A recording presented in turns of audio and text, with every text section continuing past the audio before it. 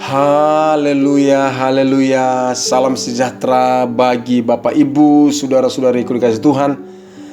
Kita bersyukur kepada Tuhan atas waktu dan kesempatan yang Dia berikan kepada kita. Hari ini tanggal 17 Desember tahun 2021.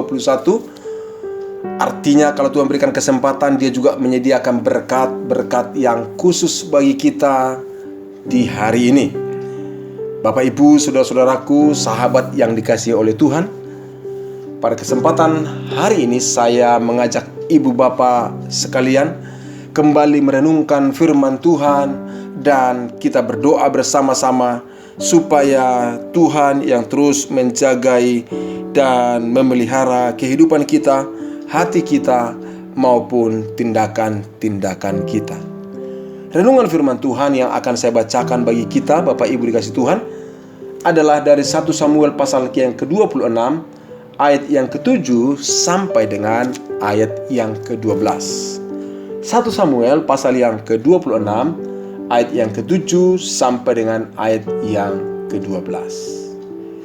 Demikianlah firman Tuhan. Datanglah Daud dengan Abisai kepada rakyat itu pada waktu malam, dan tampaklah di sana Saul berbaring tidur di tengah-tengah perkemahan dengan tombaknya terpancung di tanah pada sebelah kepalanya, sedang Abner dan rakyat itu berbaring di sekelilingnya. Lalu berkatalah Abisai kepada Daud, "Pada hari ini Allah telah menyerahkan musuhmu ke dalam tanganmu. Oleh sebab itu izinkanlah kiranya aku menancapkan dia ke tanah dengan tombak ini. Dengan satu tikaman saja, tidak usah dia kutancapkan 2 kali." Tetapi kata Daud kepada Abisai, "Jangan musnahkan dia, sebab siapakah yang dapat menjamah orang yang diurapi Tuhan dan bebas dari hukuman?" Lagi kata Daud, "Demi Tuhan yang hidup, niscaya Tuhan akan membunuh dia, entah karena sampai ajalnya dan ia mati, entah karena ia pergi berperang dan hilang lenyap di sana. Kiranya Tuhan menjauhkan daripadaku untuk menjamah orang yang diurapi Tuhan. Ambillah sekarang tombak yang ada di sebelah kepalanya dan kendi itu, dan marilah kita pergi." Kemudian Daud mengambil tombak dan kendi itu dari sebelah kepala Saul, lalu mereka pergi. Tidak ada yang melihatnya, tidak ada yang mengetahuinya, tidak ada yang terbangun, sebab sekaliannya tidur karena Tuhan membuat mereka tertidur nyenyak. Ibu bapak, saudara-saudara kasih Tuhan, firman Tuhan yang baru saja kita baca adalah kisah tentang Daud dan Saul, atau Saul dengan Daud. Apa yang sedang terjadi, Bapak Ibu dikasihi Tuhan? Latar belakang dari kisah ini adalah Saul sangat membenci Daud. Diawali dari kisah waktu Daud mengalahkan Goliat, memberikan kemenangan kepada orang Israel, dan waktu mereka masuk ke kota, perempuan-perempuan di kota itu, seluruh kota datang memberikan sanjungan bahwa mereka berbicara dengan sahut menyahut, berkata bahwa Saul mengalahkan beribu-ribu, Daud mengalahkan berlaksa-laksa. Mulai saat itu, Bapak Ibu dikasihi Tuhan, Saul sangat dengki dan benci kepada Daud.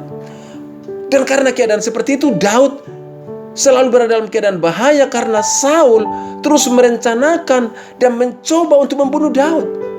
Saul merencanakan semua itu, dan karena situasi tersebut, Bapak Ibu dikasihi Tuhan, Daud merasa terancam karena Saul selalu merencanakan kejahatan dan telah bertindak jahat kepada dia.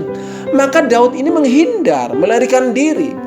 Dia pergi bersembunyi di berbagai daerah yang berbeda-beda. Kenapa harus berbeda-beda? Karena waktu Saul mendengar Daud ada di suatu tempat, Saul akan datang membawa pasukan tentaranya, mau menangkap dan terus mau membunuh Daud. Dan dia terus berpindah-pindah. Nah, pada suatu ketika dalam bagian ayat yang kita baca tadi, Daud datang ke perkemahan Saul yang pada waktu malam hari. Dan apa yang terjadi? Waktu dia sampai ke sana, Daud melihat Saul dalam keadaan tertidur, dan juga Abner juga keadaan tertidur.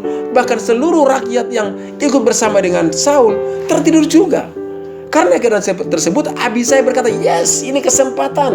Ini kesempatan untuk Tuhan telah menyerahkan musuhmu ke dalam tanganmu. Engkau sudah punya kesempatan, artinya bunuh dia. Engkau bisa balas dendam kepada orang yang melakukan kejahatan kepadamu." Itulah kira-kira ungkapan dari Abner ini. Tetapi betul juga kalau secara kesempatan, dia punya kesempatan dong membalas. Bukankah Saul itu jahat banget kepada Daud? Mau membunuh Daud, merencanakan kejahatan terhadap Daud. Iya, secara kesempatan Daud punya kesempatan untuk balas dendam. Daud punya kesempatan untuk menghentikan kejahatan Saul. Punya kesempatan. Tetapi Bapak Ibu guys Tuhan, pada kisah ini, bahkan ini udah kisah yang kedua, Daud tidak melakukan kejahatan. Daud tidak membalas dan tidak membunuh Saul. Daud datang ke Saul yang sedang tertidur bersama dengan Abner. Apa yang terjadi? Sebenarnya sekali lagi saya katakan, dia punya kesempatan. Dia punya kesempatan untuk membunuh Saul. Semua dalam keadaan tertidur. Saul dalam keadaan tertidur. Makanya Abisai mengatakan kepada Daud, sekali tancapkan saja itu tombak, mati itu Saul. Tetapi perhatikan apa yang dikatakan oleh Saul. Dikatakan oleh Daud maksud saya. Dia katakan, jangan membunuh dia. Daud tidak mau membunuh Saul. Kenapa? Ada di keyakinan Daud dituliskan dalam ayat yang kita baca tadi. Dia yakin Saul orang diurapi Tuhan. Jadi dia tidak mau menjamah dan tidak mau membunuh orang diurapi Tuhan. Karena kalau dia membunuh orang diurapi Tuhan, dia akan berurusan dengan Tuhan. Daud akan berurusan dengan Tuhan. Dia tidak mau menjamah orang diurapi Tuhan. Tapi yang kedua dia katakan, Tuhan akan bertindak kepada Saul. Apakah karena mati ajalnya sudah tiba, atau mati dalam peperangan membuat dia lenyap? Tuhan akan bertindak. Dengan kata lain Bapak Ibu guys Tuhan, Daud tidak membunuh Saul dengan keyakinan itu. Tapi yang tidak kalah penting lagi, Daud tidak membunuh Saul karena Daud menjaga dan menghindarkan dirinya dari tindakan dosa. Dia tidak berbuat dosa. Dia menghindarkan dirinya dari hal itu. Kenapa? Karena kalau dia membunuh Saul, berarti dia juga berdosa. Karena dia membunuh. Kenapa berdosa? Ya memang ada ya pembunuhan, ya ada peperangan yang terjadi bunuh-membunuh karena Tuhan perintahkan. Tapi ini tidak Tuhan perintahkan dia membunuh Saul. Kalau dia membunuh Saul, dia berdosa. Maka dia tidak melakukan tindakan dosa. Ibu Bapak dikasih Tuhan, saya mau sampaikan ini kepada kita menjadi renungan yang sangat berharga. Karena pada umumnya, kalau ada orang menjahati dirinya dan ada kesempatan untuk membalas, pada umumnya orang langsung tergoda untuk membalas. Kenapa? Karena dia merasa, yes, ini kesempatan dan saya akan balas dendam. Rasain kamu. Bahkan ada orang yang merencanakan pembalasan jangka panjang. Misalnya contoh, karena keluarga A melakukan kejahatan kepada keluarganya, dia berkata, tunggu waktunya, pembalasan akan tiba. Dipikirkan, direncanakan untuk balas dendam. Itu hal yang sering terjadi, walaupun tidak wajar terjadi. Tapi saya mau katakan, hari ini firman Tuhan mengajari kita Bapak Ibu dikasih Tuhan, sesuatu hal yang sangat berharga. Tentang apa yang dilakukan oleh Daud. Dia tidak balas dendam. Dia tidak membalas kejahatan dengan kejahatan. Dia tidak membalas perbuatan Saul yang jahat terhadap dirinya. Tapi dia melakukan hal yang baik, yaitu berserah kepada Tuhan. Menyerahkan semua itu kepada Tuhan. Dia katakan pada waktunya Saul juga akan mati menemui ajalnya. Kalaupun tidak, dia akan hilang lenyap di dalam peperangan. Tuhan yang akan bertindak.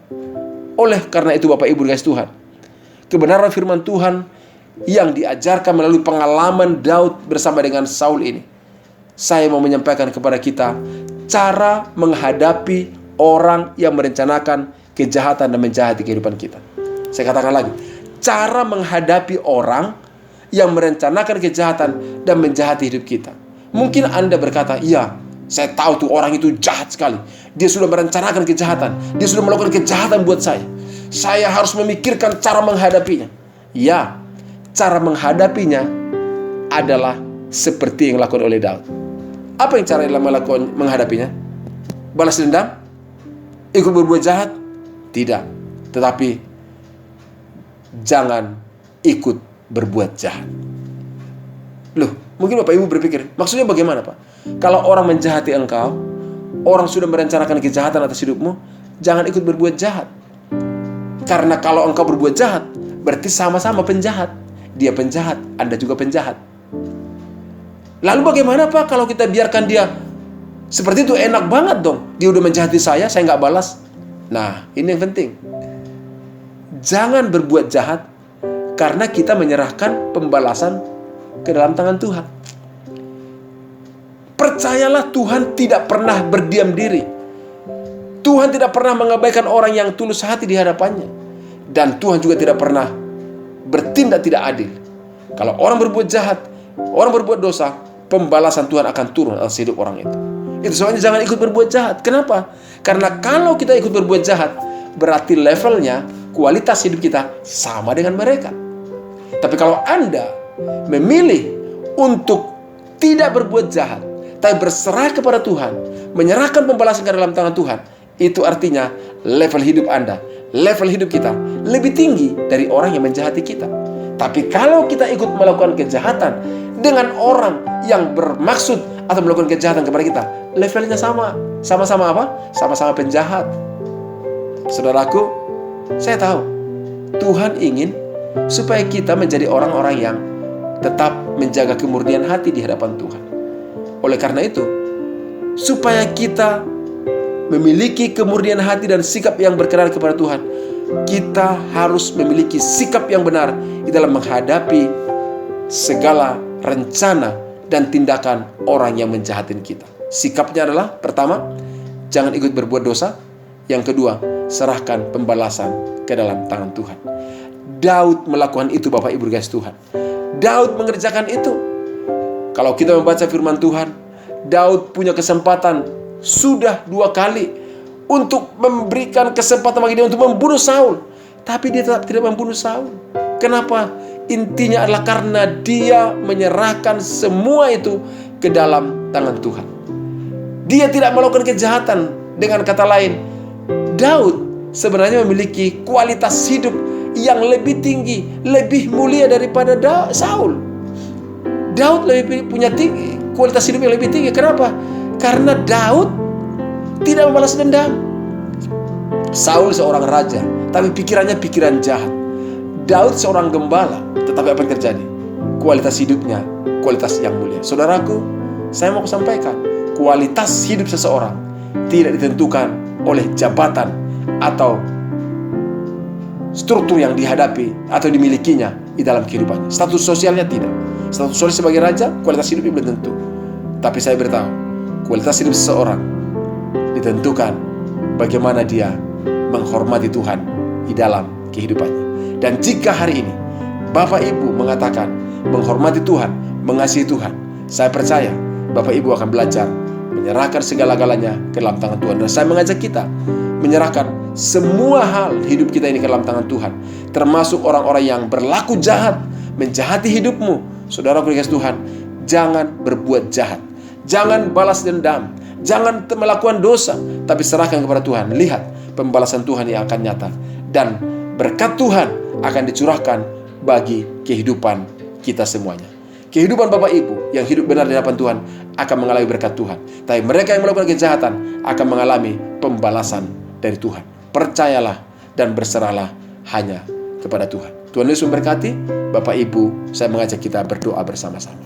Tuhan yang kami sembah dan kami kenal dalam nama Yesus, pagi hari ini kami bersyukur karena Engkau berikan kami kesempatan untuk belajar firman Tuhan, merenungkannya, supaya tidak membalas kejahatan dan kejahatan, tapi untuk berserah kepada Tuhan. Itulah sebabnya pagi hari ini hamba berdoa bersatu hati, berikan kekuatan, berikan ketenangan batin, ketenangan jiwa bagi setiap saudara-saudaraku yang mendengarkan renungan melalui podcast ini.